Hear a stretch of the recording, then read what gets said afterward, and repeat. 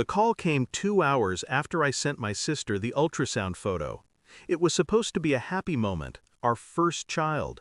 12 weeks along, my wife smiling through morning sickness, me fumbling with excitement. But my sister's voice, the way it cracked into silence, cut straight through that illusion. Get home, now. Her tone was clinical, detached, the same voice she used to deliver bad news to patients, only this time she was shaking. "What? Is the baby okay?" "No," she whispered. "Then listen to me carefully. You need to take her to another hospital, not the one she's been going to." "Why? What's wrong?" "Don't tell her you spoke to me." My stomach turned cold. "You're scaring me." "Good. You should be scared." The line went dead.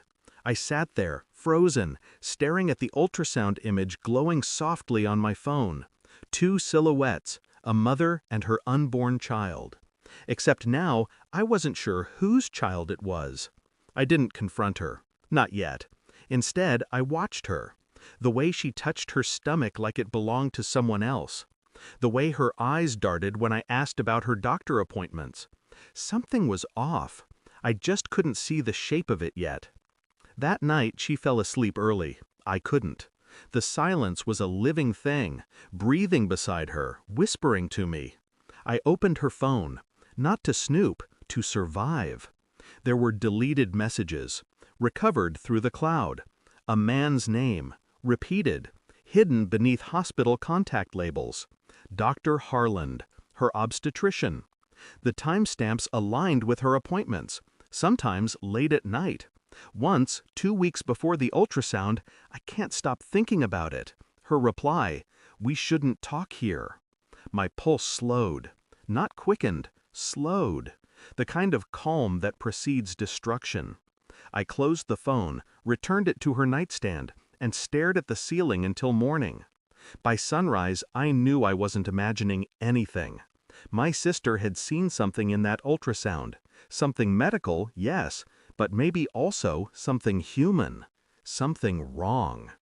Over the next week, I played my role flawlessly. Smiles, small talk, breakfast, normalcy.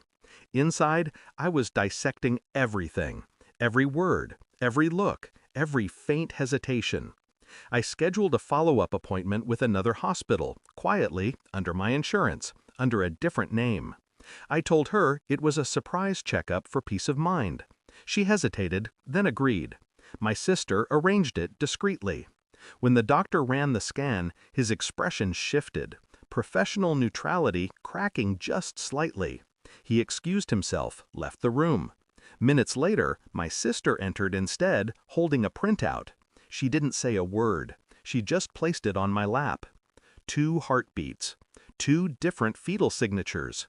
I stared at it, numb. My wife watched, confused, then frightened.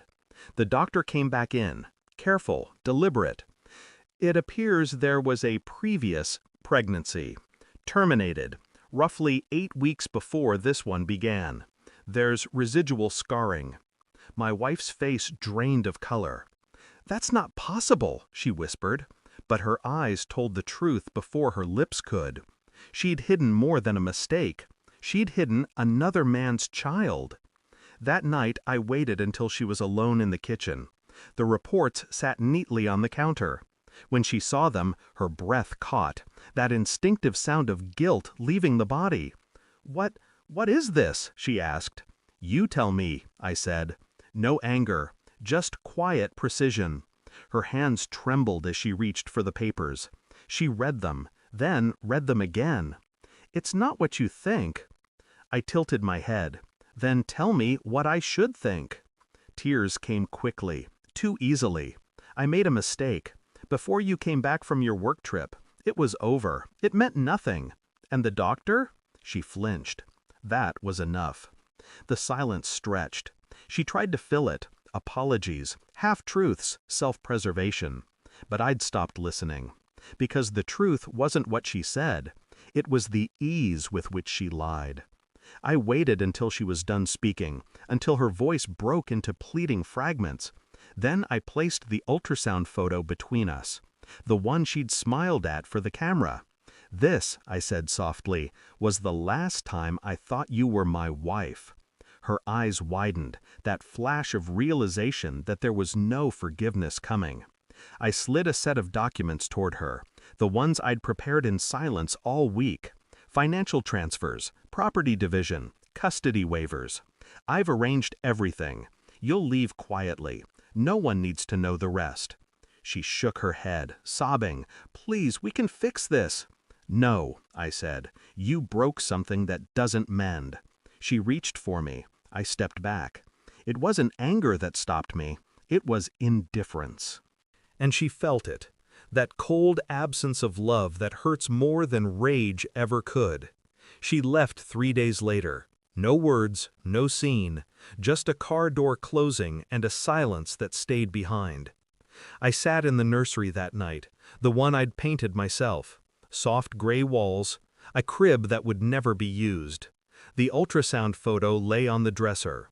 I stared at it until the image blurred, then tore it cleanly in half. Not out of hate, out of necessity. The truth had already rewritten everything. When people ask why I live alone now, I tell them I like the quiet. But the truth is simpler. Silence never lies. Thanks for watching. Don't forget to like, share, and comment. Subscribe now to Cheating Stories Insight World for more amazing stories.